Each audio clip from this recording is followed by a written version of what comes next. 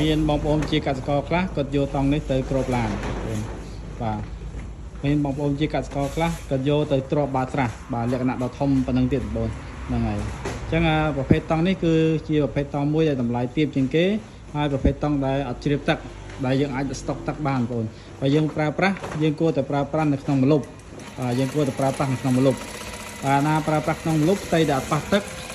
វាអត់ប៉ះកម្ដៅថ្ងៃគឺអត់ងាយខូចទេគឺប្រើបានធន់យូរវែងមែនទែនបងបាទប៉ុន្តែបើយើងប្រើប្រាស់ជាមួយនឹងផ្ទៃដែលអត់នៅក្នុងម្លប់ផ្ទៃដែលអត់ប៉ះទឹកគឺវានឹងខូចបងដោយសារតែវាអត់មានសារធាតុ UV ការពារខ្លួនវាទេបាទអញ្ចឹងសារវាងាយនឹងការខូចមែនទែនវាអត់ដូចប្រភេទតង់ខ្មៅ UV ឬក៏តង់ Q ខាងនោះទេបាទអត់ដូចតង់ Q ឬក៏តង់ខ្មៅ UV ទេបាទដោយសារតែតង់ Q តង់ខ្មៅ UV គឺវាមានសារធាតុ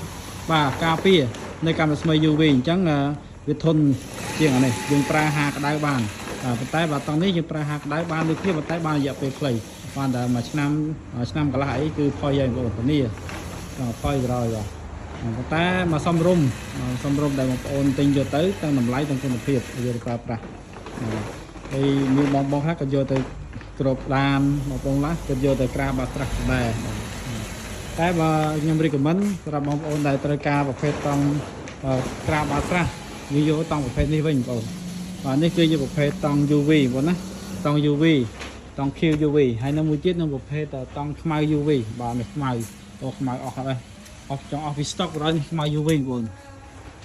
នេះគឺជាប្រភេទតង់ខ្មៅ UV តង់ប្រភេទនេះគឺវាមានសារធាតុ UV នៅខាងក្នុងសាច់ថ្នាំរបស់វាណាបាទព្រោះតង់បងប្អូនដឹងហើយតង់គឺវាធ្វើពីសរសៃអំបោះនៅខាងក្នុងហើយសរសៃអំបោះវាមានពីរប្រភេទមានប្រភេទតម្លៃទាបនិងប្រភេទតម្លៃខ្ពស់បាទតម្លៃខ្ពស់គឺវាថ្លាអញ្ចឹងទៅបាទថ្លាឲ្យស្វិតធន់បាទគេលាយជាមួយនឹងសារធាតុទឹកថ្នាំហើយវាយបញ្ចូលគ្នាបង្កើតបានជាប្រភេទតង់ UV ឬក៏តង់អត់មានសារធាតុ UV អញ្ចឹងទៅហើយអាសារធាតុដែលការពារ UV ហ្នឹងគឺគេហៅថា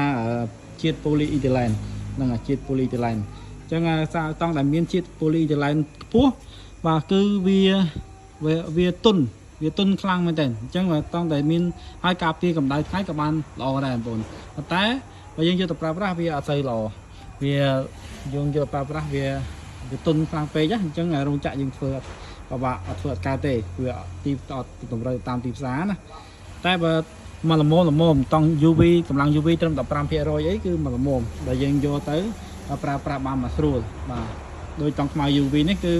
កម្លាំង UV ត្រឹម 15% គឺល្មមមកប្រើប្រាស់ស្រួលតែម្ដងបាទនេះតង់ UV ដែលខ្ញុំក្រៅនេះណាបាទតង់ខ្មៅ UV ដែរដែលយើងយកមកក្រាល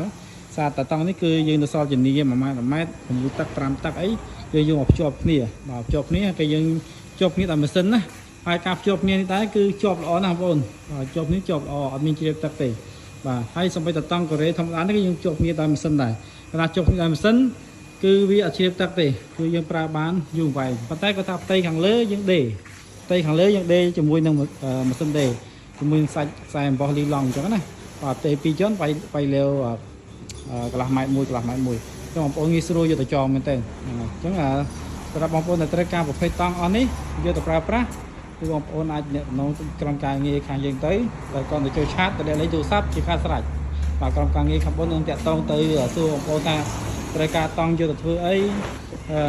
ដើម្បីប្រឹក្សាយោបល់ពីតម្រូវការតង់បងប្អូនគឺការប្រើប្រាស់នឹងឲ្យត្រូវគោលដៅអញ្ចឹងបងប្អូនទិញតង់ទៅប្រើបានយូរបាទហ្នឹងហើយមានជម្រើសច្រើនសម្រាប់បងប្អូនទាំងអស់គ្នាអញ្ចឹងណាអញ្ចឹងសម្រាប់ពលរដ្ឋមានបន្ថែមបងប្អូនចូលឆាត